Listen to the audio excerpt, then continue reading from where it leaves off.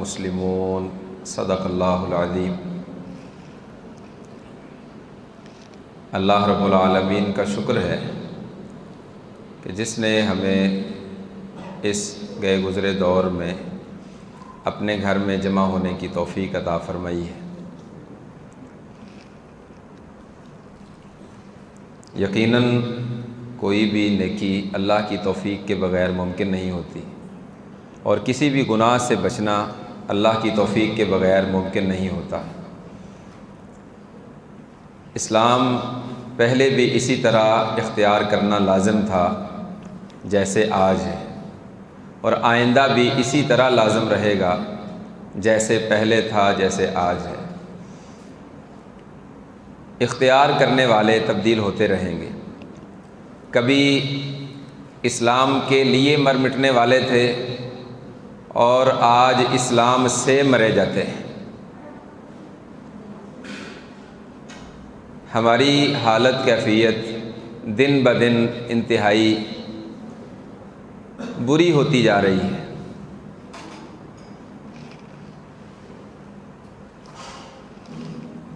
मेरे ज़िम्मे जो उन्वान है कि हमें रोना क्यों नहीं आता, तो बुनियादी तौर पर ये उन्वान नहीं है, ये एक सवाल है कि हमें रोना क्यों नहीं आता। अगर उन्वान होता तो मैं उन्वान बयान करता। अब ये सवाल है तो जवाब अर्ज़ करूँगा। सवाल और जवाब की नशिस्त में लाजिम है कि सवाल करने वाला खुले लफ्ज़ों, आम अल्फाज में अपना सवाल पेश करे, जिसमें कोई इश्तिबाह ना हो, ज़ू माना बात ना हो, बल ना डाला गया हो, बात को फेरा और घुमाया ना गया। मसूल पाबंद होता है सवाल का।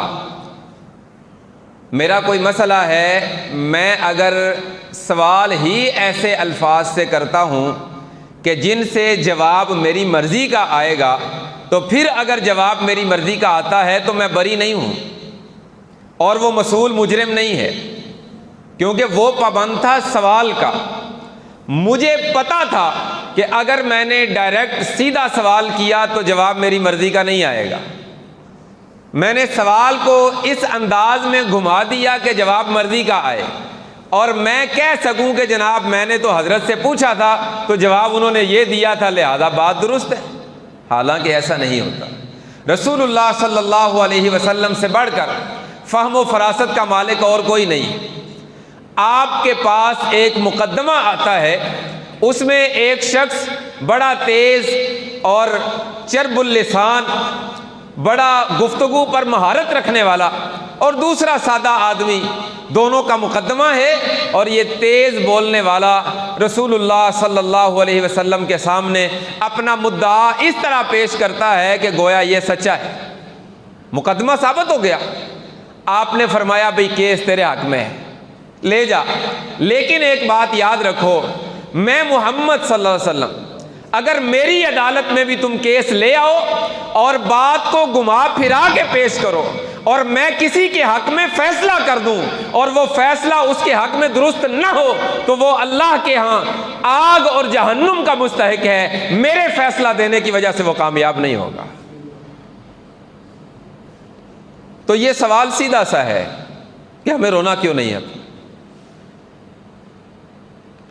इसके कई एक जवाब हैं। सबसे पहली बात तो ये है कि हम रोते ही नहीं। रोते हैं? अब इसको दरस की मजलिस छोड़ दें, सवालों जवाब की नशिस्त है, मैं आपसे कलाम करूंगा। हम रोते हैं? एक के मेरी हाँ नाल हाँ मिलाना, इंज ना करे अजे मैं अल्लाह का मुजरम होवांगा, तुसी भी होवोगे। इस जगह पे बैठे हैं ना, मस्जिद अल्लाह का घर है, यहाँ हम बैठे हैं इफ़ाम तफ़हीम के लिए। मैं आया हूँ अल्लाह उसके रसूल की बात सुनाने, आप बैठे हैं अल्लाह रसूल की बात सुनने। अगर आप मेरी हाँ में हाँ मिलाते जाएंगे तो शायद हमारी ये मजलिस बज़ाहिर गुफ्तगू के एतबार से तो बड़ी उम्दा हो जाए, लेकिन वो बामकसद ना रहेगी। अच्छा, याद करते हैं हमारी ज़िंदगी में रमज़ान कितने दिन गुजर गए? آج 22 دن گزر گئے. 22 دنوں میں کتنے موقع ایسے آئے کہ ہم نے رونا چاہا لیکن رونا نہیں آیا؟ یاد کریں.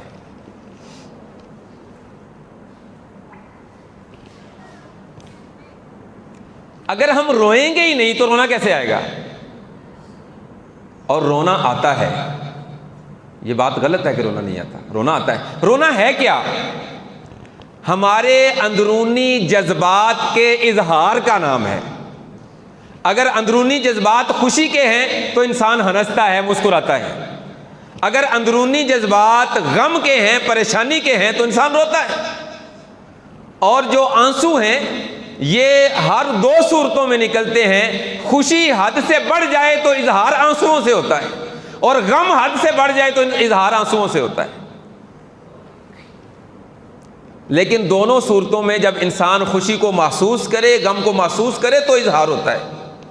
اور جہاں تک نیکی کا تعلق ہے اور اللہ کے سامنے رونے کی بات ہے تو وہاں رونا پڑتا ہے، رونا آتا نہیں ہے. اب ایمان سے بتائیے، شیطان چاہے گا کہ ہم روئیں؟ رونا کیا ہے؟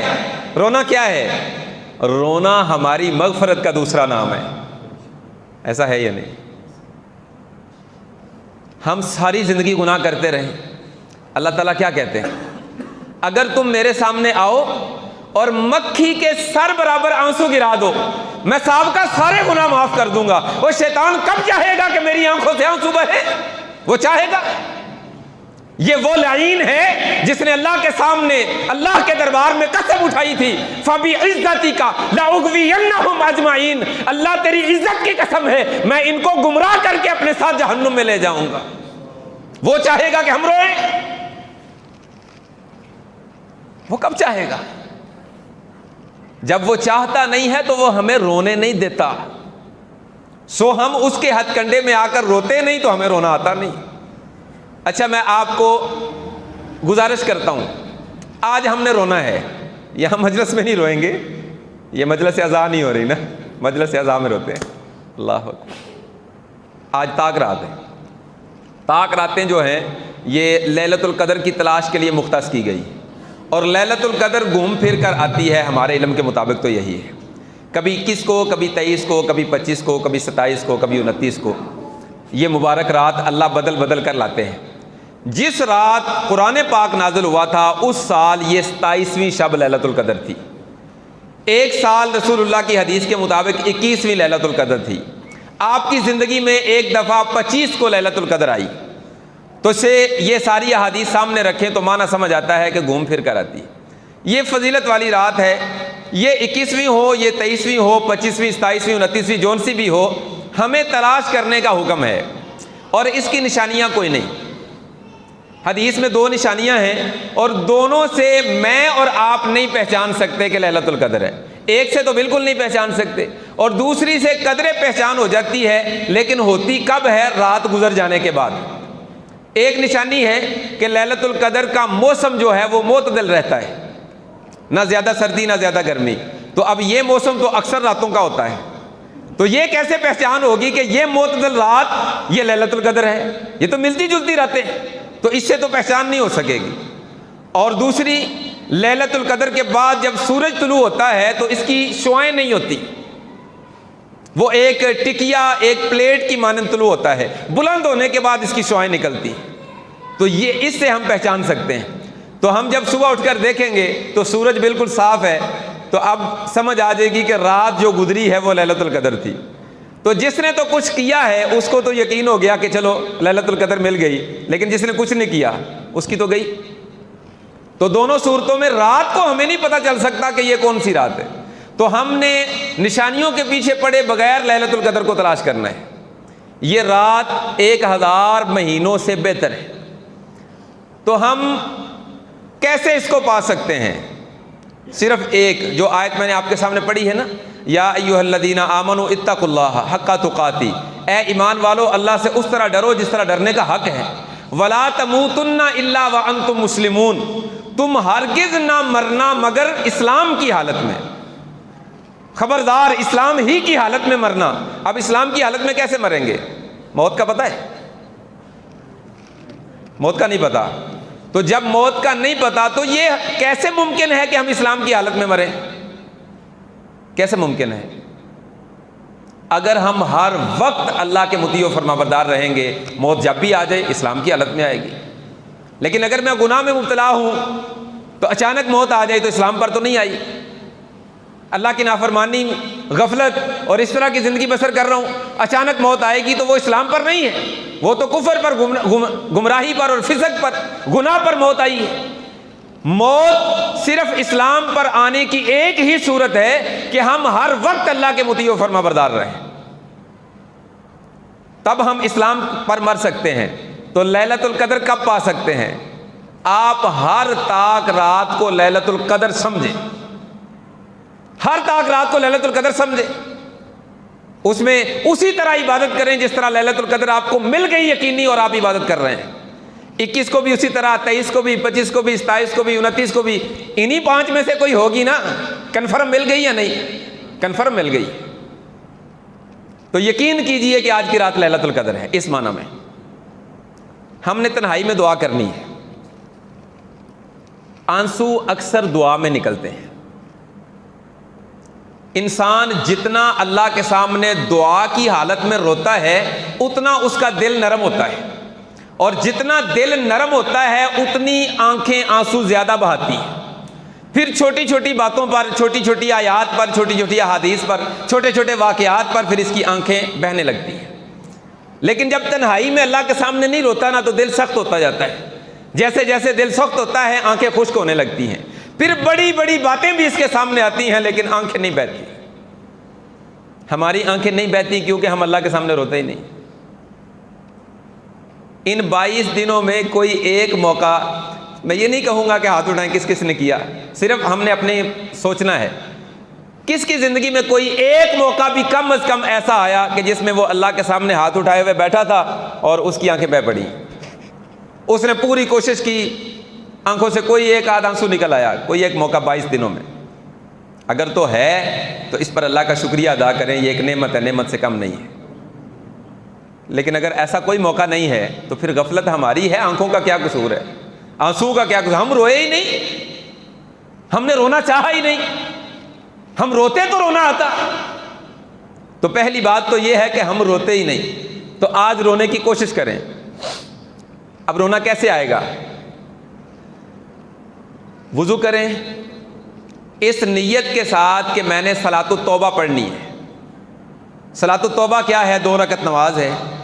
اس کو اس اہتمام کے ساتھ ادا کرنا ہے کہ وضو سے لے کر نماز تک اور نماز سے لے کر دعا تک، بعد میں جب تک انسان وہاں موجود ہے اس کی پوری توجہ اللہ تعالیٰ کی طرف رہے، اور مقصود یہ ہو کہ میں نے اللہ سے گناہوں کی معافی پانی ہے۔ اس کو صلاۃ التوبہ کہتے ہیں۔ اگر اس طرح بندہ 2 رکعت نماز ادا کر لے تو آقا علیہ السلام کا فرمان ہے کہ سابقہ سارے گناہوں کی معافی مل جاتی ہے۔ تو آج نیت کریں کہ ہم نے صلاۃ التوبہ پڑھنی ہے، ٹھیک ہے جی، صلاۃ التوبہ پڑھنی ہے، 2 رکعت نماز، وضو کرنا ہے۔ توبہ کا کیا معنی ہے؟ گناہ معاف کروانا، یہی ہے۔ تو نبی علیہ السلام فرماتے ہیں جو بندہ وضو کرتا ہے اس کے گناہ معاف ہوتے ہیں، سنا ہوا ہے، وضو کرنے سے گناہ معاف ہوتے ہیں۔ اب وضو اس نیت کے ساتھ کرنا ہے کہ میں نے گناہ معاف کروانے ہیں۔ وضو کریں اس نیت کے ساتھ کہ میں نے گناہ معاف کروانے ہیں، پوری اہتمام اور نیت کے ساتھ وضو کریں۔ مسجد کی طرف چل کے آنے سے گناہ معاف ہوتے ہیں، ہر قدم پر گناہ معاف ہوتے ہیں، ہر قدم پر۔ تو اس نیت کے ساتھ وضو کی جگہ سے نماز کی جگہ پر آئیں کہ ہر قدم پر میرے گناہ معاف ہوں گے، مجھے معافی چاہیے۔ انما الاعمال بالنیات۔ اب اللہ کے سامنے آ کے کھڑے ہو جائیں، آپ کے دماغ سے نا کچھ تاریں نکلتی ہیں، آپ کے دل سے کچھ تاریں نکلتی ہیں۔ ایک تار آپ کی ماں کے ساتھ جڑی ہوئی ہے، ایک باپ کے ساتھ جڑی ہوئی ہے، ایک بیٹے کے ساتھ، ایک بیٹی کے ساتھ، ایک بیوی کے ساتھ، اس طرح پورے رشتہ داروں کا ایک جو ہے نا ہمارا کانٹیکٹ سب کے ساتھ بنا ہوا ہے، رشتے جڑے ہوئے ہیں۔ اپنے تصور کو اس قدر مضبوط کیجئے کہ ہر تار کاٹ دیجئے۔ ایک تار آپ کی اللہ کی طرف جانی چاہیے۔ ہماری تاریں ہر طرف جاتی ہیں، اللہ کی طرف نہیں جاتی۔ اللہ کے ساتھ ہمارا رابطہ ہی نہیں۔ یقین کیجئے میں آپ کی نیتوں پر شک نہیں کرتا، میں اپنی بات کرتا ہوں۔ ہماری عبادات عادات ہیں، عبادات نہیں ہیں۔ ہم نماز کی عادت ڈال چکے ہیں، سو نماز پڑھتے ہیں۔ روزے کی عادت ہو گئی ہے تو روزہ رکھتے ہیں۔ یہ میں ان افراد کی بات کر رہا ہوں میرے سمیت جو ہم یہاں بیٹھے ہیں، باقیوں کی بات چھوڑ دیں۔ وگرنہ رمضان کا تو پاس نہیں ہے، اکثریت لوگوں کو روزہ نہیں رکھ رہے، نماز نہیں پڑھ رہے، رمضان تک ہے۔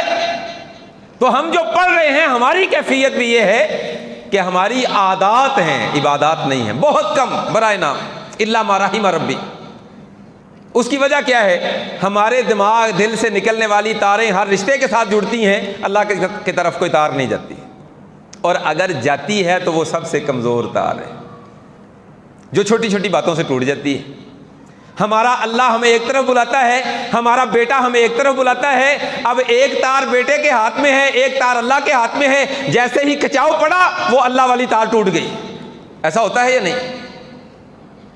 شادی ہے، بیٹا کہتا ہے میں نے بینڈ باجے بجانے ہیں، اور اللہ کا حکم ہے کہ نہیں بجانے۔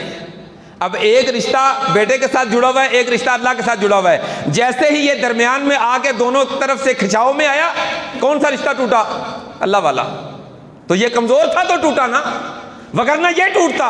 اور اس پر دلیل ہے، میدان بدر ہے، سیدنا ابوبکر صدیق رضی اللہ تعالیٰ عنہ ہیں، اور بعد میں مسلمان ہونے والا بیٹا عبد الرحمن کہتا ہے بابا میدان بدر میں 3 مرتبہ میں کافروں کی طرف سے تھا، آپ میری تلوار کی زد میں تھے، میں نے آپ کو اپنا باپ سمجھ کے چھوڑ دیا۔ ابو بکر فرمانے لگے عبد الرحمن خدا کی قسم کبھی 1 مرتبہ تو میری تلوار کی زد میں آتا، کبھی بھی تجھے اپنا بیٹا سمجھ کے معاف نہ کرتا، بلکہ محمد کا دشمن سمجھ کے تیری گردن تن سے جدا کر دیتا۔ یہ رشتے اللہ کے ساتھ مضبوط تھے، ہمارے غیروں کے ساتھ مضبوط ہے۔ رونا کہاں سے آئے؟ اب جب آئے نا نماز کے لیے تو ان رشتوں پر ذرا غور کریں۔ میں نے شروع میں عرض کیا تھا کہ یہ درس نہیں ہے، سوال کا جواب ہے، اور اس میں افہام و تفہیم ہے۔ ہمارا کون سا رشتہ مضبوط ہے؟ اب اس میں غور کیا کرنا ہے؟ میں گناہ کس کی مان کے کرتا ہوں، یہ غور کرنا ہے۔ میرے کتنے ایسے دوست ہیں جو مجھے گناہوں کی طرف لے جاتے ہیں، حالانکہ میں نہیں جانا چاہتا، وہ لے جاتے ہیں، وہ مجبور کرتے ہیں، میں چلا جاتا ہوں۔ اب اللہ کہتا ہے کہ نہیں جانا، دوست کہتا ہے کہ جانا ہے، اور دوست کا رشتہ اتنا مضبوط ہے کہ میں اللہ کا رشتہ توڑ کر دوست کے ساتھ چلا جاتا ہوں۔ تو ایسے دوست کے ساتھ مجھے جانا چاہیے، اس کے ساتھ رشتہ رکھنا چاہیے؟ کیا مجھے یہ رشتہ بندھن توڑ نہیں دینا چاہیے اس سے پہلے کہ قیامت کا دن ہو اور وہاں مجرم جہنم کو دیکھ کر کہے یا ویلتا لیتنی لم اتخذ فلانا خلیلا، ہائے کاش، بربادی، افسوس، کاش میں نے فلاں کو اپنا دوست نہ بنایا ہوتا۔ یار وہ فلاں بندہ بڑا دوست تھا، بڑا قریبی تھا، بڑی محبت تھی اس کے ساتھ، لیکن مجھے دنیا میں سمجھ نہیں آئی، وہ ظالم مجھے اللہ کی بغاوت پر ابھارتا رہا اور میں اس کے پیچھے پیچھے جاتا رہا۔ آج یہ خود بھی مر رہا ہے، جہنم کی طرف جا رہے اور مجھے بھی ساتھ لے جا رہے۔ ایسے رشتے دنیا میں نہیں توڑ دینے چاہیے۔ ایسے باپ آج موجود ہیں جن کے بیٹوں نے ان کو گناہ کی طرف بلایا تو انہوں نے کہا کہ بیٹا جا، اگر تو باز نہیں آتا تو تو جا اور جا کے اپنا گناہ کر، میں تیرے ساتھ قطر نہیں جا رہا ہوں۔ ایسے ہیں باپ آج بھی، دنیا تبھی قائم ہے۔ ایسے بیٹے موجود ہیں جن کے باپ ان کو گناہ کی طرف بلاتے ہیں، وہ اپنے باپ کا رشتہ توڑ کر اللہ کی طرف چلے جاتے ہیں، ان کے رشتے اللہ کے ساتھ مضبوط ہیں۔ والذین آمنوا اشد حبا للہ، قرآن کہتا ہے جو ایمان والے ہیں ان کی اللہ کے ساتھ جڑی ہوئی تار ہر شے سے مضبوط ہوتی ہے۔ ہماری تاریں خیروں کے ساتھ مضبوط ہیں، اور دل اللہ کے ہاتھ میں ہے۔ دل نرم کب ہوگا؟ جب اللہ کرے گا۔ اب دل نرم ہوگا تو آنکھیں بہیں گی۔ آنکھیں کب بہیں گی؟ جب دل نرم ہوگا۔ دل نرم ہوگا اللہ کی وجہ سے۔ اللہ کیسے نرم کریں گے؟ جب اللہ کے ساتھ تعلق بڑھے گا۔ اللہ کے ساتھ تو تعلق ہے نہیں، غیروں کے ساتھ تعلق بنا کے ہم یہ سوچ بنا کے بیٹھ جائیں کہ ہماری آنکھیں بہیں گی اللہ کی وجہ سے۔ ایسا نہیں ہوگا میرے بھائیوں، ایسا نہیں ہوگا۔ تو جب نماز کے لیے آئے نا تو اپنی تاروں پر غور کریں۔ میں اپنے بیٹے کی وجہ سے گناہ کرتا ہوں، اپنے باپ کی وجہ سے گناہ کرتا ہوں، اپنی بہنوں کی وجہ سے گناہ کرتا ہوں، اپنے اولاد کی وجہ سے، بیوی کی وجہ سے گناہ کرتا ہوں، اپنے دوستوں کی وجہ سے گناہ کرتا ہوں، اپنے معاشرے کی وجہ سے گناہ۔ کس وجہ سے گناہ ہوتے ہیں مجھ سے؟ کتنے ہی گناہ ایسے ہیں جو ہم یہ سوچ کر کرتے ہیں کہ لوگ کیا کہیں گے۔ ایسا نہیں، ہم بہت سارے کام ایسے کہتے ہیں یار کل تو ٹھیک ہے لیکن لوکی کی آکھن گے, لوگ کیا کہیں گے. یہ زبان زد عام ہے جملہ. کبھی یہ نہیں سوچا کہ میرا اللہ کیا کہے گا, ہم نے اللہ کو کیا وقت دی ہے, کیا ہے بھی کم وقت دی ہے ہم نے اللہ تعالیٰ کو کہ ان کے تو کچھ کہنے کی پھر ہمیں فکر ہے, اللہ کے کچھ کہنے کی فکر ہی نہیں. تو ایسے رشتوں کو تلاش کریں, پھر اس نیت کے ساتھ نماز کی جگہ پر جائیں کہ ان رشتوں کو توڑ دیں. میں یہ نہیں کہہ رہا کہ قطع رحمی کریں, یہ صلاۃ التوبہ ہے. یہاں تصور کی دنیا میں ہے, آپ تو سارے رشتے توڑ دیجئے, اللہ کے رشتے کو مضبوط کیجئے, اپنی ساری تاریں دماغ و دل سے نکلنے والی اللہ تعالیٰ کی طرف کر دیجئے, مکمل توجہ اللہ کی طرف. اب اللہ کے حضور 2 رکعت نماز پڑھیں پورے اہتمام کے ساتھ, جس میں لمبا قیام ہو, لمبا رکوع ہو, لمبا سجدہ ہو, لمبا تشہد ہو, اور پوری دعائیں پوری توجہ کے ساتھ. یہاں ایک اور بات ہے, نماز میں ہماری توجہ نہیں ہوتی. کیوں؟ ہمیں پتہ ہی نہیں ہم نماز میں کیا کہہ رہے ہیں. پتہ ہے, اگر ہم غور کریں تو ہم میں سے کتنے لوگوں کو نماز کا ترجمہ آتا ہے؟ ہم تو عربی نہیں ہے نا, نماز تو عربی میں ہے.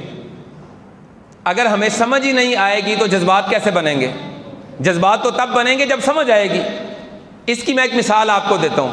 اجتماعی دعا ہو رہی ہو, ہمارے ہاں اجتماعی دعا ہوتی ہے نا, ہاتھ اٹھا کے دعا کرتے ہیں مولوی صاحب. تو مولوی صاحب ہاتھ اٹھا کے دعا کر رہے ہیں, عربی میں جملے بولتے جا رہے ہیں, اور سامنے والے کہتے ہیں آمین, ہر جملے پر آمین آمین. اب جملہ جیسا بھی گہرا ہو, جتنا بھی بہترین اور عمدہ ہو, اعلیٰ ہو, آمین آمین یہ ایک لے آ رہی. لیکن جیسے ہی مولوی صاحب نے زبان بدلی, اردو یا پنجابی میں شفٹ ہوئے اور کہا کہ یا اللہ ہمیں بغیر حساب کے رسول اللہ کے ساتھ جنت الفردوس میں داخل کر دے, اب کیا ہوگا؟ آمین ہوگا ایسے کہ نہیں؟ یا اللہ تیرے بندے تیرے سامنے بیٹھے ہیں, ان کے دل میں جو جو جائز حاجت ہے وہ پوری کر دے, اب کیا ہوگا؟ آمین. وہ پہلی آمین دھیمی تھی, یہ آمین اونچی ہو گئی. ہوا کیا ہے؟ پہلے بھی دعا تھی, اب بھی دعا ہے. پہلے سمجھ نہیں آ رہی تھی, اب سمجھ آئی. تو جب ہم اللہ کے حضور کھڑے ہوتے ہیں تو ہمیں پتہ ہی نہیں کہ ہم کیا کہہ رہے ہیں. تو جذبات کیسے, توجہ کیسے بنے گی؟ ہمیں لازم ہے کہ ہم نماز کا ترجمہ سیکھیں. اپنے قاری صاحب, مولوی صاحب, ان کا پکڑ لیں بازو, ان کو کہیں حضرت میری دعا سنیں, اول تو مجھے یاد کروائیں نماز, مجھے یاد ہے الحمدللہ, اب اس کا ترجمہ شروع کروائیں. ایک ایک لفظ ہی کیوں نہیں, روزانہ کی بنیاد پر سیکھیں. علم سیکھنا اتنا ہی ضروری ہے جتنا ہمارے لیے سانس لینا ضروری ہے. کھانا کھانے سے زیادہ, پانی پینے سے زیادہ, سونے سے زیادہ, اپنی ضروریات پوری کرنے سے زیادہ اہم ہے ہمارے لیے علم حاصل کرنا, کیونکہ یہ ساری ضروریات ہیں زندہ رہنے کے لیے. علم ہے جنت پانے کے لیے. تو جتنا استطاعت رکھ سکتے ہیں اتنا علم سیکھیں, اسی رفتار سے علم سیکھیں. لیکن اب یہاں تو یکدم نہیں سیکھا جا سکتا نا. تو اب تصور کر لیں کہ میں نے توجہ ادھر ادھر نہیں کرنی, 2 رکعت نماز ادا کریں, اس کے بعد بیٹھ جائیں دعا کرنے, منہ کر لیں قبلے کی طرف, جہاں تشہد میں بیٹھے تھے نا اسی طرح بیٹھے رہیں. 2 زانوں ہو کر گھٹنے بچھا کر نا نیچے جیسے تشہد میں بیٹھتے ہیں, یہ عاجزی والی حالت ہے, عاجزی والی حالت ہے. تو اللہ کے سامنے اسی حالت میں بیٹھیں, ہاتھ اٹھائیں, پھر اللہ تعالیٰ کی تعریف کریں. اب اللہ کی تعریف کون کرے گا؟ جس کو پتہ ہے کہ میرا مالک کون ہے. تعریف آتی ہوگی تو کرے گا نا. یہاں خطیب صاحب خطاب کرنے آتے ہیں, اگر تو مائک پر بلانے والے جو ساتھی ہیں ان کو معرفت ہے تو وہ ایسے القابات بولیں گے جو اسم با مسمہ ہیں, وگرنہ خطیب ہوتا ہے اردو اور بلانے والا کیا ہوتا ہے مقرر شیری بیان, واعظ خوش الحان, فلاں فلاں. تو یہ سارے القابات پنجابی خطیب والے ہیں جس نے ترنم کے ساتھ قرآن سنانا ہے, شیری بیان, میٹھی آواز والا. اب اردو والا کہاں سے میٹھی آواز نکالے گا, وہ تو سادہ ہے. اچھا اگر اس کو نہیں پتا یہ پنجابی مقرر ہے تو وہ کہہ رہا ہوتا ہے مقرر شولہ بیان فلاں فلاں, اور یہ آ کے ترنم لگانا شروع کر دیتا ہے. تو یہ بات اسم با مسمہ نہیں ہے. اس کو پتہ ہی نہیں کہ تعریف کیسے کرنی ہے, اس کو معرفت ہی نہیں ہے یہ بندہ کیسا ہے. اگر اس کے بارے میں پتہ ہے تو اس کا تعارف صحیح کروائے گا, پھر اس کی تعریفی کلمات اسی طرح کے کہے گا. یہ کہنے درست ہے یا نہیں یہ الگ بات ہے, یہ تعریف منہ پہ کرنا جائز نہیں ہے, میں صرف بات سمجھانے کے لیے کہہ رہا ہوں. اب اللہ تعالیٰ کی تعریف کون کرے گا جس کو پتا ہے کہ میرا مالک کون ہے؟ اب مجھے پتہ ہی نہیں کہ میں صرف مسلمانوں کے گھر پیدا ہو گیا ہوں اور مجھے اتنا پتا ہے کہ میرا ایک اللہ ہے جس نے مجھے پیدا کیا ہے، بس اس کے بعد کچھ نہیں پتا۔ اس اللہ کی طاقت کیا ہے، اس کی قدرت کیا ہے، وہ کتنا بڑا ہے، کتنا عظیم ہے، کتنی اس کی طاقت ہے، اور کہاں تک اس کی خلقت پھیلی ہوئی ہے، کتنی بڑی اس کی کائنات ہے، اور اس کی کائنات کے کتنے ٹکڑے، کتنی شاخیں ہیں، ایک شاخ کتنی بڑی ہے اور اس کے آگے جز کتنے ہیں، ایک ایک جز کتنا بڑا ہے، ہمیں معرفت ہی نہیں ہے۔ آج سائنسدان اس کائنات پر تحقیق کرتے کرتے اپنے علم کی بنیاد پر اس نتیجے پر پہنچے ہیں کہ یہ جو روشنی ہے اس کو اگر دوڑایا جائے تو یہ 3 لاکھ کلومیٹر پر سیکنڈ کی رفتار سے سفر کرتی ہے۔ ادھر سے آپ ٹارچ جلائیں تو یکدم لائٹ ادھر پڑتی ہے۔ تو یہ جو بھاگنے کی روشنی کے بھاگنے کی رفتار ہے 3 لاکھ کلومیٹر پر سیکنڈ، یہ رفتار ہے روشنی کے بھاگنے کی۔ سائنسدان کہتے ہیں یا اس علم کے جو ماہرین ہیں وہ کہتے ہیں کہ اگر اس روشنی کو اسی رفتار سے 200 کروڑ سال تک بھگایا جائے تو جہاں تک یہ روشنی اسی رفتار سے پہنچے گی اتنی کائنات کو آج انسان جان چکا ہے۔ ذہن میں آتی ہے بات؟ تصور کریں ہاں کہاں تک جائے گی یہ روشنی جو 3 لاکھ کلومیٹر کا سفر کر رہی ہے 1 سیکنڈ میں، اگر 200 کروڑ سال تک وہ بھاگے کہاں تک جائے گی؟ تو اتنی کائنات کو تو آج انسان جان چکا ہے۔ پھر پوچھنے والوں نے پوچھا کہ یہ کل کائنات ہے؟ کہتے ہیں نہیں، لگتا ہے کہ ہم صرف ایک ذرے تک پہنچ پائے ہیں، کائنات اس کے بعد ہے۔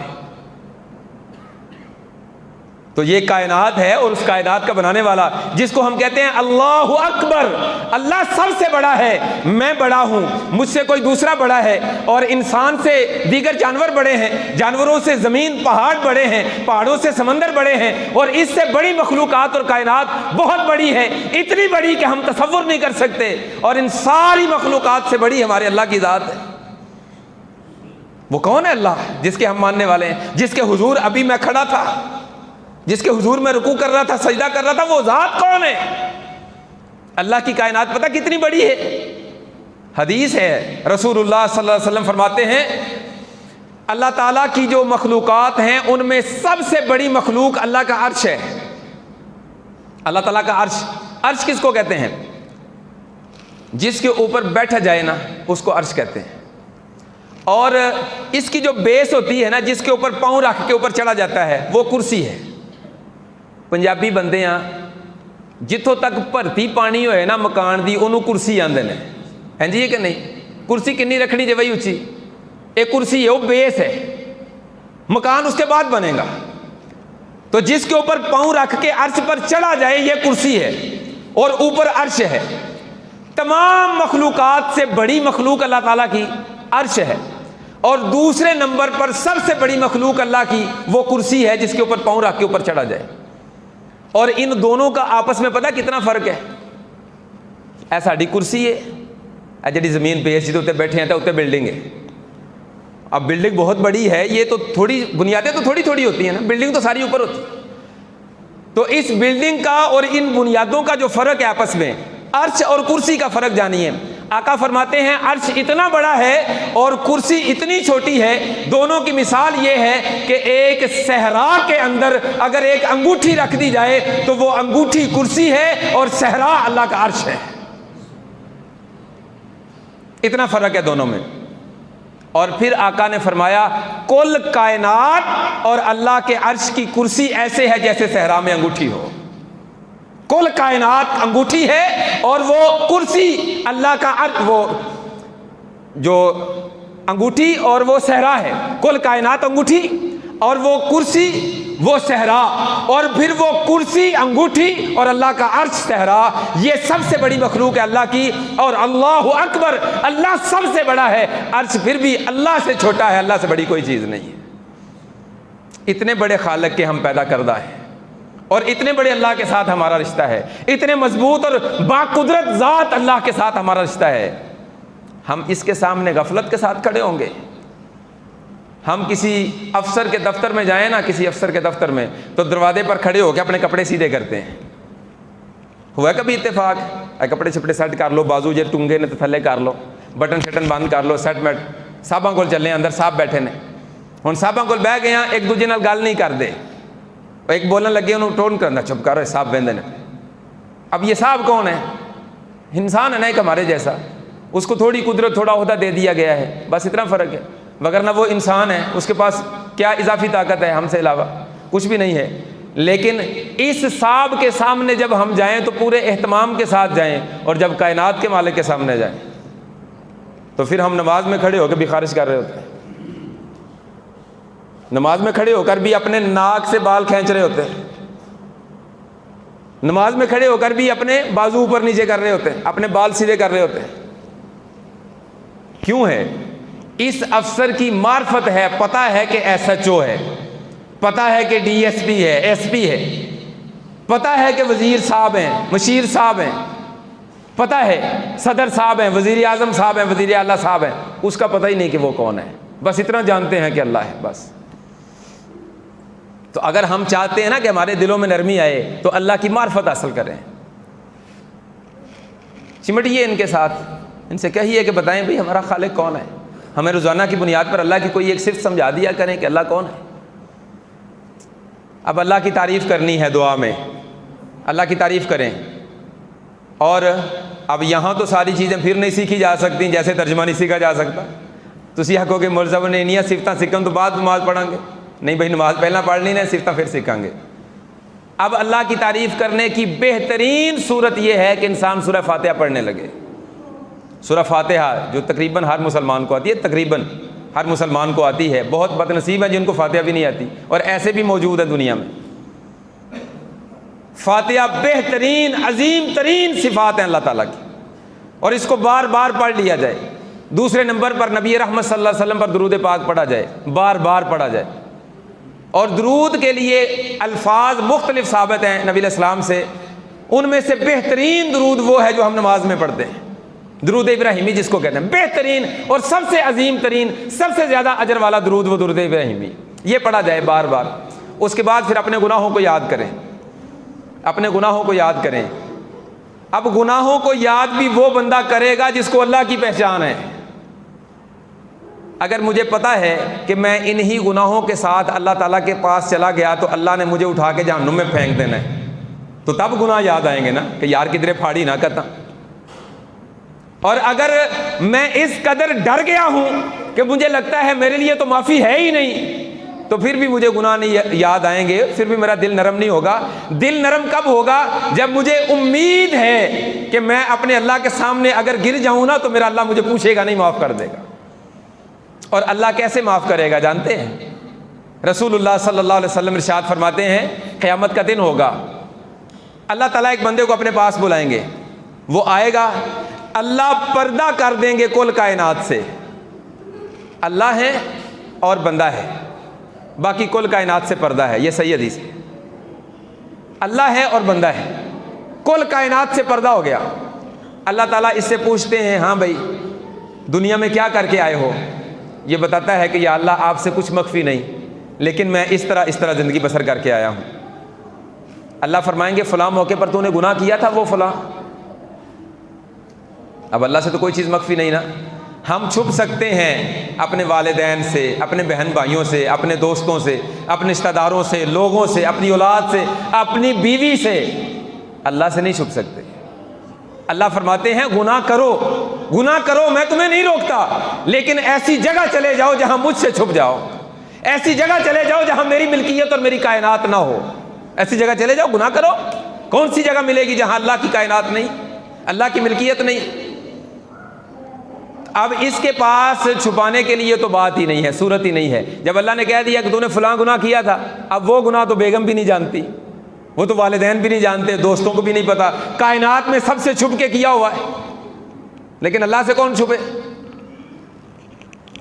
کتنا احمق ہے وہ بندہ کہ سی سی ٹی وی کیمرہ لگا ہوا ہے, اس کے سامنے موجود ہے, دیکھتا ہے کہ مسجد میں کوئی ہے تو نہیں, کوئی نہیں, تو یہاں بیٹھ کے گناہ کرتا ہے. یہ خیال نہیں کرتا کہ کیمرہ چل رہا ہے, اور یہ کیمرہ چل رہا ہے تو کل کائنات دیکھ رہی ہے. بے وقوف, اگر کوئی انسان نہیں دیکھ رہا تو کیا ہوا؟ تیری ریکارڈنگ ہو رہی ہے. ہم چھپ جاتے ہیں کل کائنات سے، لیکن یہ 2 کیمرے ہمارے کندھوں کے اوپر چل رہے ہوتے ہیں، کرامن کاتبین،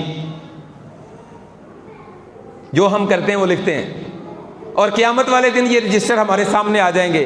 اور بعض احادیث سے یہ بات واضح طور پر سمجھ آتی ہے کہ اللہ انسان کو اس کی ویڈیو دکھائے گا قیامت والے دن۔ آج سے کچھ سال پہلے چلے جائیں نا تو یہ بات سمجھنا مشکل تھی، آج آسان ہے کہ اللہ تعالیٰ پوچھیں گے ہاں تو نے یہ گناہ کیا، وہ کہے گا میں نہیں کیا۔ بعض کفار میں ایسے لوگ ہوں گے جو انکار کر دیں گے، اللہ فرمائیں گے فرشتوں گواہی دو، فرشتے کہیں گے اللہ اس نے کیا، وہ کہیں گے نہیں فرشتے جھوٹ بولتے ہیں۔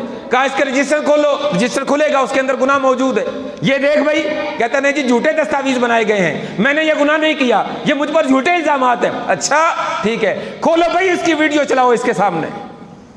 اس طرح پھر کائنات کے سامنے ویڈیو چلے گی اور وہ دیکھے گا اپنے آپ کو گناہ کرتے ہوئے، جس طرح CCTV کیمرے میں کسی کو گناہ کرتے ہوئے دکھا دیا جاتا ہے۔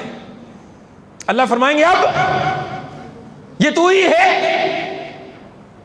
پھر اللہ اس کے منہ کو بند کریں گے، یوم نختم علی افواہہم وتکلمنا ایدیہم وتشہد ارجلہم بما کانوا یعملون۔ پھر اس کا منہ بند، اس کے ہاتھ پاؤں بول کر گواہی دیں گے کہ اللہ اس نے فلاں فلاں کام کیے تھے۔ یہاں تو چھپنے کی کوئی بات ہی نہیں ہے، اللہ سے کون چھپ سکتا ہے؟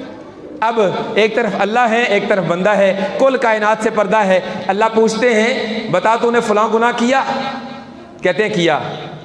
میں آپ کی یہاں توجہ دلاؤں، گناہوں سے میں بھی پاک نہیں اور آپ بھی پاک نہیں۔ کوئی بندہ دعویٰ نہیں کر سکتا کہ ہم گناہوں سے پاک ہیں، لیکن ہمارا مالک اتنا رحیم ہے، اتنا رحیم ہے کہ اگر ہم زمین و آسمان کا خلا بھر کے بھی گناہ کر لینا، اللہ کی رحمت سے پھر بھی نہیں بڑھ سکتے۔ اگر ہمیں اللہ کی رحمت مل جائے تو سارے گناہوں پہ پانی پھر جائے گا، معافی کا قلم پھر جائے گا، جتنے بڑے ہم گناہ گار ہوں گے اللہ تعالیٰ کے ہاں معافی کا رستہ موجود ہے۔ تو اللہ تعالیٰ سے ہم نے توبہ کرنی ہے، صلاۃ التوبہ پڑھی ہے، اس کے بعد ہم دعا کر رہے ہیں۔ اللہ اس سے پوچھتے جاتے ہیں، یہ بتاتا جاتا ہے، حتیٰ کہ حدیث کے الفاظ ہیں، آقا فرماتے ہیں وہ بندہ یقین کر لے گا کہ میں پکا جہنمی ہوں۔ اب کسی کی سزا کے لیے کیا ہوتا ہے؟ اقرار جرم، یہی ہے نا، اقرار جرم بے اینڈ، الزام لگا پھر جرح ہوئی، یہ تو لمبا پروسیس ہے۔ کسی بندے کو پکڑ لیا، پوچھا ہاں بھائی تو نے گناہ کیا، وہ کہے ہاں کیا ہے، تو بات ہی ختم، کیس چلانے کی ضرورت ہی نہیں، اقرار جرم ہو گیا، چلو بھائی سزا دو اس کو۔ اب یہاں اقرار جرم ہو رہا ہے، یہ یقین کر لے گا کہ میں جہنمی ہوں۔ پھر اللہ تعالیٰ اس سے پوچھیں گے میرے بندے بتا یہ گناہ تو نے لوگوں سے چھپ کر کیے، کیا میں نے تجھے بے پردہ کیا؟ بڑی گہری بات ہے، تو نے لوگوں سے چھپ کر کیے تو میں نے پھر تیرا پردہ فاش کیا، کسی کو میں نے بتایا؟ وہ کہے گا نہیں اللہ تو نے کسی کو نہیں بتایا، میرے مرتے دم تک کسی کو ان گناہوں کا نہیں پتا تھا۔ اللہ فرمائیں گے آج تجھے کیا امید ہے مجھ سے؟ وہ ڈرتے ہوئے کہے گا اللہ جب تو نے دنیا میں مجھے رسوا نہیں کیا، جب چند لوگ مجھے دیکھنے والے تھے، اب یہاں کل کائنات دیکھنے والی ہے تو مجھے کیسے رسوا کرے گا؟ مجھے رحم کی امید ہے۔ اللہ فرمائیں گے جا میں تیری اس امید کو پورا کرتے ہوئے اپنی رحمت سے تجھے معاف کر کے جنت عطا کرتا ہوں۔ یہ ہمارا مالک ہے۔ اگر اتنے بڑے رحیم مالک کے بھی ہم مجرم بن گئے تو ہماری بدنصیبی کس عالم کو پہنچی ہوئی ہے؟ اگر پھر بھی ہم جہنم کا ایندھن بن گئے، پھر بھی ہم سزاوار ہو گئے، تو ہماری بدبختی کس عالم کی ہے کہ اتنا بڑا معاف کرنے والا اللہ، اتنی بڑی ذات، اتنا رحیم مالک، اور ہم پھر بھی مجرم۔ یہاں سامنے اللہ کے ہاتھ اٹھا رہا ہے نا، کہتے اللہ تیری رحمت بڑی وسیع ہے، تیری رحمت بہت بلند ہے، میرے گناہ تو کچھ بھی نہیں ہے، میرے مالک میں نے بڑے گناہ کیے لیکن تیری رحمت سے زیادہ نہیں۔ اللہ اپنی رحمت سے میرے گناہوں کو معاف کر دے، معاف نہ کر بلکہ ان کو نیکیوں میں تبدیل فرما دے۔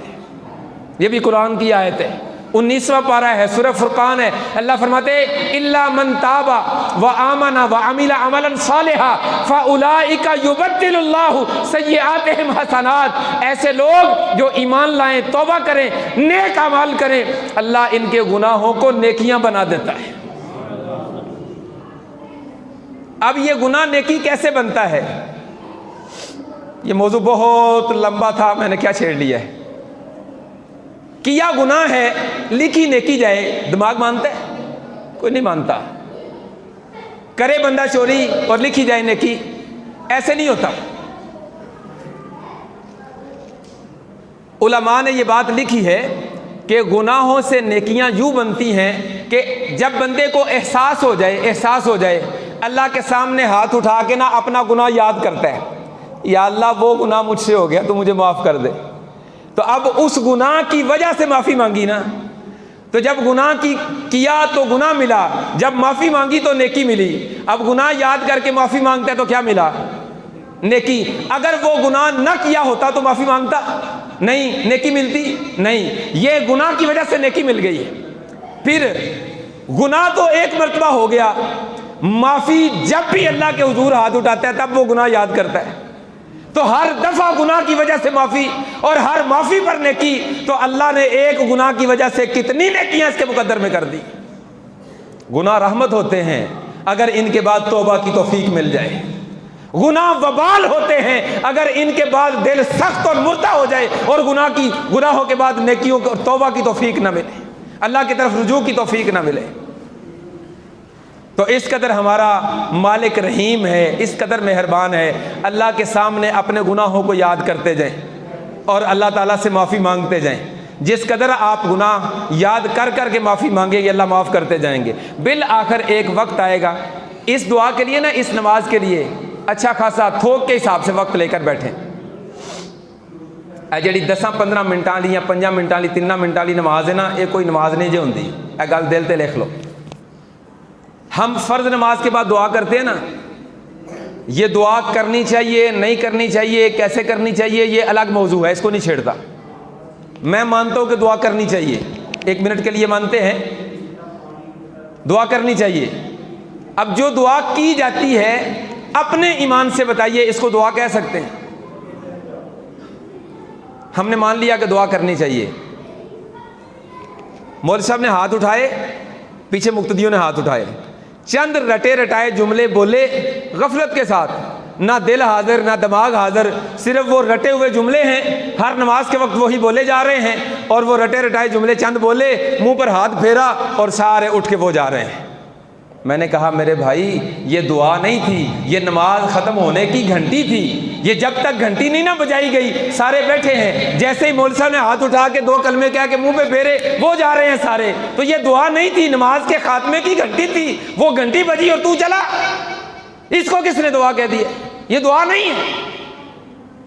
اور دعا کی کیفیت اجتماعی صورت میں بنتی بہت کم ہے، اجتماعی دعا میں دعا کی کیفیت بنتی نہیں، وہ تنہائی میں بنتی ہے۔ سیدہ ام المؤمنین رضی اللہ تعالیٰ عنہ فرماتی ہیں کہ نبی علیہ الصلوۃ والسلام دعا کرتے، نماز پڑھتے، دعا کرتے، آپ کے رونے کی آواز سینے سے اس طرح نکلتی جس طرح تم کوئی ہنڈیا چولہے پر رکھ دو تو وہ ابلنے لگے تو اس کے اندر سے ابلنے کی آواز آتی ہے۔ عزیز ان کا عزیز المرجل، ہنڈیا کے ابلنے کی آواز کی طرح اس طرح آواز آتی۔ اب اس آواز کا مشاہدہ کرنا ہے نا، یہ بچہ ہے چھوٹا نا، اس کو ماریں خوب، اب وہ کیا کرے گا؟ رونے لگے گا، رونے لگے گا، پھر اوپر سے اس کو ڈانٹ کے کہیں چپ، وہ چپ۔ لیکن رونا تو جذبات ہیں، وہ تو فطرت ہے، وہ تو نہیں رکے گا نا، منہ بند ہو جائے گا لیکن رونا نہیں رکے گا۔ اب یہ اوپر سے منہ کو بند کرتا ہے، نیچے سے رونا جوش مارتا ہے، اب یہ جو آواز پیدا ہوگی نا، یہ ہے عزیز ان کا عزیز المرجل، یہ آواز ہے۔ ہماری کیفیت کبھی دعا میں یہ بنی؟ دل کہاں سے نرم ہوگا میرے بھائی؟ نہیں ہوتا نرم اس طرح دل، آنکھیں کہاں سے برسیں گی؟ نہیں برستی۔ یہ کیفیت پیدا کر اپنی دعاؤں میں، ہچکی بن جائے، دل کانپے، جسم پہ لرزہ طاری ہو، ٹھنڈیاں تریلیاں اون، خدا دی قسم ہے دعائے۔ پھر جب تو دعا کر کر کے اپنے اختتام کو پہنچ رہا ہو، تیرے دل پہ سکینت طاری ہو جائے۔ یہ کوئی تخیلاتی باتیں نہیں ہیں، آزمانا شرط ہے، آزماؤ۔ ایسے دل مطمئن، سینہ مطمئن، دماغ مطمئن، اطمینان قلب میسر آ گیا۔ اپنے گناہ یاد کر کر کے جب ختم ہو گئے نا، بالآخر ایسا وقت آئے گا کہ گناہ ختم ہو جائیں گے، انسان کتنے بھی گناہ کر لے گا زندگی میں، ختم ہو جائیں گے۔ پھر اپنے والدین کی طرف پلٹ جاؤ، آپ کا حق ہے نا والدین کے لیے ہاتھ اٹھائیں، حق ہے۔ والدین کی طرف پلٹو، اور یہ جو پلٹا کھاؤ نا اپنی ذات سے والدین کی طرف گئے ہو، وہ جو تار ہم نے مسجد کی طرف آتے ہوئے والدین کی کاٹ دی تھی، ساری کاٹ دی تھی، اب یہ جوڑو ذرا، اور اس کا ناتا بھی اللہ کے ساتھ جوڑو۔ یا اللہ میرا ایک یہ رشتہ بھی ہے اور ان کا مجھ پر حق ہے، اللہ تو ان کو معاف کر دے۔ یہ جیسے بھی ہیں تیرے نیک بندے ہیں، بدکار ہیں، جیسے بھی ہیں اللہ یہ تیرے بندے ہیں، میں ان کی طرف سے معافی مانگتا ہوں، اللہ میری معافی قبول کر، میرے والدین کو اپنی رحمت سے معاف کر دے۔ اور یہ دعا کرتے ہوئے یہ حدیث ذہن میں رکھنا، آقا فرماتے ہیں جب بندہ کسی کے لیے اس کی غیر موجودگی میں دعا کرتا ہے نا، غیر موجودگی میں، اللہ تعالیٰ ایک فرشتہ بھیجتے ہیں، وہ فرشتہ اس کے پاس آ کے کھڑا ہو جاتا ہے، جیسے ہی یہ دعا کرتا ہے فرشتہ کہتا ہے اللہ اس بندے نے اس بندے کے لیے جو یہاں موجود نہیں ہے، اس کے لیے، وہ کوئی بھی ہو، والدین ہو، دوستو، کوئی بھی ہو، اس کے لیے دعا کی ہے، اللہ میں فرشتہ دعا کرتا ہوں تو اس کی دعا اس کے حق میں قبول کر لے۔ یہ فرشتہ کہتا ہے، اور یہ اہم نہیں ہے، اہم اس سے اگلی بات ہے، فرشتہ کہتا ہے اللہ جو اس نے اپنے اس بھائی کے لیے مانگا ہے میں فرشتہ دعا کرتا ہوں تو اس کو بھی عطا کر دے۔ میں کہوں گا اللہ میرے والدین کو معاف کر دے، فرشتہ کہے گا اللہ اس کی مان اس کے والدین کو معاف کر دے، اور میری مان اس کو معاف کر دے۔ وہ دو دعائیں کرے گا، اللہ اس کی دعا اس کے والدین کے حق میں قبول کر، اور میری دعا اس کے حق میں قبول کر۔ یہ حدیث ذہن میں رکھ کے یہ موڑیں اپنی دعا کا والدین کی طرف، والدین کے لیے مغفرت کی، بخشش کی، رحمت کی دعا کریں، ان کے لیے صحت کی، عافیت کی دعا کریں، اور والدین کے لیے تو دعائیں ختم ہوتی نہیں، خدا کی قسم ہمارے والدین کے کتنے احسانات ہیں ہم پر۔ جب والدین کی طرف سے آپ مطمئن ہو جائے نا، دل پرسکون ہو جائے، پھر اپنی اولاد کی طرف آ جائیں، پھر اپنے بھائیوں کی طرف آ جائیں، اپنی بہنوں کی طرف چلے جائیں، اپنی بیٹیوں کی طرف چلے جائیں، اپنی بیوی کی طرف چلے جائیں، اور میاں بیوی کا ایک دوسرے کے لیے دعا کرنا فرض ہے، حق ہے ہمارا ایک دوسرے پر، سب سے زیادہ حق ہے کہ ہم اپنے رشتوں کے لیے ایک دوسرے کے لیے دعا کریں۔ اللہ نے قرآن بنا دیا ہے ربنا اغفر لنا ولاخواننا الذین سبقونا بالایمان، اللہ ہمیں بھی معاف کر دے، ہم سے پہلے جتنے مسلمان گزر چکے ہیں مومن ان سب کو معاف کر دے۔ تو جب ان کے لیے دعا اللہ نے قرآن بنا دیا تو یہ جو ہمارے سب سے قریبی رشتے ہیں ان کے لیے دعا نہیں ہے، ان کے لیے دعا کریں۔ پھر اپنے اساتذہ کی طرف پلٹ جائیں، اپنے اساتذہ کے لیے دعا کریں، آپ کے ساتھ جو ساتھی پڑھتے تھے نا ان کے لیے دعا کریں۔ اس کے بعد اپنے دشمنوں کی طرف پلٹ جائیں، سب سے اہم بات ہے، اپنے دشمنوں کی طرف پلٹ جائیں، ان کے لیے دعا کریں، بس دعا نہیں۔ اللہ سے کہیں اللہ اس نے مجھے فلاں موقع پر تکلیف دی تھی، اللہ میں اس کو معاف کرتا ہوں تیری رضا کے لیے، تو بھی اسے معاف کر دے۔ آپ اس کے لیے دعا کریں گے، اللہ اس کی زبان سے آپ کے لیے دعائیں نکلوائے گا، وہ چاہے نہ چاہے اس کا دل مجبور ہو جائے گا، اور اس کی زبان سے آپ کے لیے دعائیں نکلیں گی، اللہ میں نے اسے معاف کیا تو بھی اسے معاف کر دے۔ ادھر سے دعائیں ادھر آئیں، ادھر سے ادھر جائیں، بتائیے دلوں میں قدرت رہے گی، زندگی خوشگوار ہو جائے گی۔ یہ دعاؤں کا سلسلہ وسیع تر کرتے چلے جائیں، اس وقت تک دعا کرتے رہیں جب تک اطمینان قلب نصیب نہ ہو جائے۔ اور اگر آپ اس طرح دعا کریں نا تو میں پورے یقین اور وثوق سے کہتا ہوں ہر دوسرے جملے پر آپ کی چیخیں نکلیں گی۔ کون کہتا ہے کرونا نہیں آتا؟ اور آخری بات کرتا ہوں، لمبی تو نہیں ہوگی، کر سکتا بات زیادہ تو نہیں ہوگی، آخری بات کرتے ہیں انشاءاللہ۔ ہمارے ہاں نا ایک یہ تصور بھی ہے کہ اللہ ہماری سنتا ہی نہیں۔ اللہ کی قسم یہ اللہ تعالیٰ پر بہتان ہے، یہ معمولی جملہ نہیں ہے۔ یہ کیوں بولتا ہے؟ اس کو پتہ ہی نہیں کہ میرا مالک کون ہے، اس کو پتہ ہی نہیں، معرفت ہی نہیں ہے، وگرنہ اللہ نہیں سنتا یہ بذات خود پہلا کفر کہ اللہ سنتا نہیں، اللہ سنتا نہیں ہے۔ انہ هو السمیع، وہ تو سننے والا ہے، اور یہ کہتا ہے کہ سنتا نہیں، الیاذ باللہ۔ اب یہ نہ جانتے ہوئے جملہ بولتا ہے، لہذا یہ کافر نہیں ہوتا، اگر جانتے بوجھتے بولے تو کافر ہو جائے۔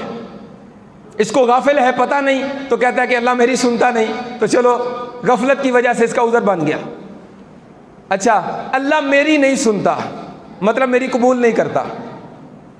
اللہ فرماتے ہیں اجیب دعوت الداعی اذا دعان، اللہ قبول کرتا ہے جب بھی اللہ کا بندہ اس کو پکارے، اللہ اس کو قبول کرتا ہے۔ اب اللہ کہتا ہے کہ میں قبول کرتا ہوں، بندہ کہتا ہے اللہ قبول نہیں کرتا۔ اب خالق کی مانوں کہ مخلوق کی مانوں؟ اور قرآن ہے اجیب دعوت الداعی اذا دعان، میں قبول کرتا ہوں اپنے بندے کی دعا جب وہ مجھے پکارتا ہے۔ تو اللہ قبول کرتا ہے، اور اللہ کبھی کبھی اس انداز میں بھی قبول کرتا ہے کہ حد ہو جاتی ہے، حد ہو جاتی ہے۔ چند واقعات کی طرف اشارہ کرتا ہوں۔ سیدہ آسیہ رضی اللہ تعالیٰ عنہا فرعون کی اہلیہ، جب انہوں نے کلمہ پڑھا نا تو فرعون نے بڑی سزائیں دی۔ اب یہ اللہ سے دعائیں کر رہی ہیں۔ اس سے پیچھے بھی ایک واقعہ ہے، بات لمبی ہو جائے گی۔ اس واقعے کی وجہ سے انہوں نے اپنے کلمے کا اظہار کیا۔ جب فرعون کو پتہ چلا تو اس نے سزائیں دینا شروع کر دی۔ سزائیں دیتے دیتے وہ جب مایوس ہو گیا تو اس نے آخری حربہ استعمال کیا۔ اس نے کہا لکڑی کا ایک تختہ لے لو، اس کے جسم میں نا میخیں ٹھونک دو، کیل ٹھونک دو، اور اس کو باہر چٹیل میدان میں دھوپ کے اندر گلنے سڑنے کے لیے چھوڑ دو۔ چھوڑ دیا۔ کچھ وقت کے بعد وہاں گیا تاکہ دیکھے کہ یہ مر گئی ہے کہ زندہ ہے، اگر زندہ ہے تو پلٹ آئی ہے کہ نہیں۔ میں جاؤں گا تو یہ مجھے کہے گی کہ معاف کر دے، اور میں اب تجھے خدا مانتی ہوں تو میں اسے معاف کر دوں گا۔ اب ادھر سیدہ آسیہ باہر ہیں رضی اللہ تعالیٰ عنہا، اور اللہ سے دعا کرتی ہیں۔ وہاں صحرا میں روایت بیان کرنے والا کوئی نہیں تھا، فرعون تھا اور اس کے حواری تھے، روایت کرنے والا تو کوئی نہیں تھا۔ کئی صدیوں بعد اللہ نے آسمان سے فرشتہ بھیج کر محمد رسول اللہ صلی اللہ علیہ وسلم کو وحی کے ذریعے بتایا کہ آسیہ کے ساتھ یہ معاملہ ہوا تھا۔ آسیہ کہتی ہیں اللہ یہاں تپش ہے، یہاں گرمی ہے، تو میرے لیے سائے کا بندوبست کر دے۔ اب دعا یقین کے ساتھ ہونی چاہیے، لیکن بندہ کبھی کبھی نا یقین کے ساتھ بھی دعا کرتا ہے لیکن یقین بنتا نہیں، کرتا ہے لیکن یقین بن نہیں پاتا، اپنی طرف سے پورا یقین کرنے کی کوشش کرتے ہیں۔ کچھ ایسا معاملہ حضرت آسیہ کے ساتھ تھا، اللہ میرے لیے آسانی کر دے، اللہ میرے لیے آسانی کر دے۔ اب آسانی کی سب سے پہلی صورت یہ تھی کہ سایہ ہو جاتا۔ سائے کے لیے کیا تھا؟ اللہ سورج کو چھپا دیتے بادلوں میں، بادل کا کوئی ایک ٹکڑا آتا سیدہ آسیہ کے اوپر سایہ کر دیتا۔ اس کے علاوہ کئی صورتیں تھیں سایہ کرنے کی، لیکن اللہ تعالیٰ نے فرشتوں کو حکم دیا کہ زمین پر جاؤ اور آسیہ کے اوپر اپنے پر پھیلا دو۔ اللہ اس طرح قدردانی کرتا ہے۔ ہمارے اندر بھی تو کچھ ہو نا، اللہ تو قدردان ہے۔ ان اللہ شاکر علیم، اللہ جاننے والا ہے تمہارے اندر کیا ہے۔ اگر کچھ ہو قدردانی کے لیے تو اللہ قدردان ہے۔ جب اس طرح فرشتے آئے نا اوپر تو سیدہ آسیہ فرماتی ہیں اللہ مجھے یہ تو پتا تھا کہ آپ میری قدردانی کریں گے، میری دعائیں قبول کریں گے، لیکن مجھ پر سایہ کرنے کے لیے آسمان سے فرشتے آئیں گے یہ میرے وہم و گمان میں بھی نہیں تھا۔ اللہ جب اتنا بڑا کرم کر دیا ہے تو ایک کرم اور، اللہ یہ جو فرعون ہے مجھے تانے دیتا ہے کہ تو میرے گھر کا کھا کے، میرے گھر کا پی کے، اور میری سلطنت میں رہ کے، میری ملکہ ہو کے تو کسی اور کو خدا مانتی ہے، تو میرے گھر میں رہتی ہے۔ اللہ مجھے اپنے محلات کا تانا دیتا ہے، مجھے اپنے کھانے پینے کا تانا دیتا ہے۔ اللہ میں اس کے کھانے پینے کو ایک طرف پھینکتی ہوں، اللہ تو میرے لیے اپنی جنت میں گھر بنا دے، اللہ میرے کھانے پینے کا بندوبست جنت میں فرما دے۔ رب ابن لی عندک بیتا فی الجنہ، اللہ فرعون سے مجھے نجات دے دے، میرا گھر اپنی جنت میں بنا دے۔ اللہ رب العالمین نے آسیہ کو جنت میں محل دکھا دیا۔ ہم دنیا میں جنت نہیں دیکھ سکتے نا، دنیا میں جنت نہیں دیکھ سکتے، اللہ نے سیدہ آسیہ کو جنت میں ان کو ملنے والا محل دنیا میں دکھایا۔ اب تختے کے اوپر لیٹی ہوئی ہیں، جسم میں میخیں گڑی ہوئی ہیں، اور چہرے پر اچانک مسکراہٹ، آنکھوں میں آنسو، چہرے میں مسکراہٹ۔ کہتے ہیں آنسو نہیں آتے، آنسو پٹک ٹپک ٹپک کر نکلتے، آنسو کیوں نہیں آتے؟ اللہ اکبر۔ جب دیکھا میرے مالک نے پہلے فرشتے بھیجے، اب میرے مالک نے میری دعا قبول کر کے جنت میں گھر دکھایا، بے ساختہ آنکھیں ابل پڑی اور چہرے پر مسکراہٹ، آنکھوں میں آنسو، ملے جلے جذبات ہیں۔ ادھر سے فرعون پہنچا، کہتا ہے دیکھ کے لگتا ہے اس کا دماغ خراب ہو گیا ہے، شدت درد کی وجہ سے، شدت کرب کی وجہ سے اس کا دماغ چلا گیا، خراب ہو گیا. یہ دیکھو پاگل ہو گئی ہے، ہنس رہی ہے، اوپر سے رو رہی ہے، منہ سے ہنس رہی ہے. اب یہ نہ جانے کہ یہ کیوں ہنس رہی ہے اور اس کے سامنے کیا منظر ہے. اس نے کہا کہ بلندی سے ایک پتھر گراؤ اور اس کو کچل کے مار دو. ادھر پتھر ابھی گرا نہیں تھا کہ سیدہ کی روح اللہ تعالیٰ نے پرواز کر لی. اس طرح اللہ تعالیٰ نے قدردانی کی. سیدہ فرماتی ہیں مجھے یہ تو یقین تھا کہ اللہ تعالیٰ میرے لیے سائے کا بندوبست کر دے گا، لیکن اللہ میرے لیے فرشتے بھیجے گا اور مجھے جنت کا محل دنیا میں دکھائے گا، یہ وہم و گمان میں بھی نہیں تھا. کچھ ایسا ہی معاملہ سیدہ عائشہ کے ساتھ بنا تھا. جب الزام لگا، کتنے ہی دن گزر گئے، الزام ہے لوگ باتیں کر رہے ہیں، اور زنا کا الزام پھر نبی کی بیوی پر. کوہرام تھا مدینے میں اہل ایمان کے لیے، اور یہ رخصت لے کر نبی علیہ السلام سے اپنے گھر چلی گئی. وہاں نہ کوئی بلاتا ہے، نہ کسی سے بات ہوتی ہے، دن رات مسلسل رونا ہی رونا ہے. بالآخر ایک دن نبی علیہ السلام تشریف لائے. جو شادی شدہ ہیں نا وہ اس بات کو زیادہ سمجھیں گے. نبی علیہ السلام آئے، آ کے کہا عائشہ اگر غلطی ہو گئی ہے تو اللہ سے معافی مانگ لو، اللہ معاف کر دے گا. اب یہ جملہ تو اپنی جگہ ٹھیک ہے کہ غلطی ہو جائے تو معافی مانگو تو معافی مل جائے گی، لیکن جب غلطی نہ کی ہو بیوی نے اور شوہر کو شک پڑ جائے، شک پڑے گا تو یہ جملہ کہے گا نا. شوہر کو شک پڑ جائے اور پھر شوہر ہو سید الانبیاء، آخری نبی، اور باپ ہو صدیق، یار غار، انبیاء کے بعد سب سے عظیم ہستی، سب سے پہلے اسلام قبول کرنے والا مرد. سیدہ کہتی ہے میری تو پاؤں تھلے سے زمین نکل گئی. میں کہا اللہ کے رسول آپ یہ سوچ سکتے ہیں کہ میں نے یہ قدم اٹھایا ہوگا؟ میں تو چیختی چلاتی ہوئی اٹھ گئی وہاں سے، چہرہ موڑا الگ ہو گئی، اور میں اپنے اللہ کے حضور گڑ گڑانے لگی پھر سے. اب مجھے یقین تھا کہ اللہ کی طرف سے برات اترے گی، اللہ مجھے معاف کر دے گا، نبی کو کسی نہ کسی ذریعے سے بتا دے گا. لیکن کچھ وقت گزرا، نبی علیہ الصلوۃ والسلام پر وحی کے آثار نمودار ہوئے، وحی کی کیفیت بن گئی. کیفیت یہ تھی کہ غنودگی طاری ہو جاتی، نبی علیہ السلام پر پیشانی پر پسینہ آ جاتا، جسم بوجھل ہو جاتا. یہ کیفیت بنی، صحابہ پہچانتے تھے، پتہ چل گیا کہ وحی آ رہی ہے. اب جیسے ہی وہ وحی کے آثار ختم ہوئے، نبی علیہ السلام کا چہرہ کھلکھلا اٹھا، مسکراہٹ تھی چہرے پر، اور فرمایا صدیق اکبر پاس تھے، فرمایا صدیق اللہ نے عائشہ کے بری ہونے کا اعلان کر دیا ہے، عائشہ نے گناہ نہیں کیا. 2 رکوع اللہ تعالیٰ نے نازل فرمائے سورہ نور کے اندر. اب سیدنا صدیق اکبر رضی اللہ تعالیٰ عنہ اٹھ کے گئے اندر، جا کے بیٹی کو مبارکباد دی. بیٹی عائشہ اللہ نے قرآن اتارا ہے تیرے حق میں اور تیری برات نازل کی ہے، اٹھ اور جا کے سید الانبیاء کا شکریہ ادا کر. سیدہ فرماتی ہے نخرہ بھی میاں بیوی کا الگ ہوتا ہے. سیدہ فرماتی ہے کیوں؟ نبی علیہ السلام کا شکریہ کیوں ادا کروں؟ اس اللہ کا شکریہ ادا کیوں نہ کروں جس کے بارے میں مجھے یقین تھا کہ اللہ میری بے گناہی ثابت کرے گا، لیکن یہ وہم و گمان بھی نہیں تھا کہ اللہ میرے حق میں قرآن نازل کر دے گا جو قیامت تک پڑھا جائے گا. اللہ تو اس طرح بھی قدردانی فرمایا کرتا ہے، لیکن ہم ہیں جو قدر کروا نہیں سکتے. تو ہمیں اس طرح اگر قدر کروانا آ جائے تو وہ بڑا قدردان ہے، وہ چھوٹی چھوٹی نیکیوں کا کئی گنا بڑھا کر اجر دینے والا ہے. اور اگر اس طرح کی دعائیں ہماری زندگی کا معمول اور حصہ بن جائیں تو ایک ہفتے کے بعد مجھے بتانا کہ رونا آتا ہے کہ نہیں آتا.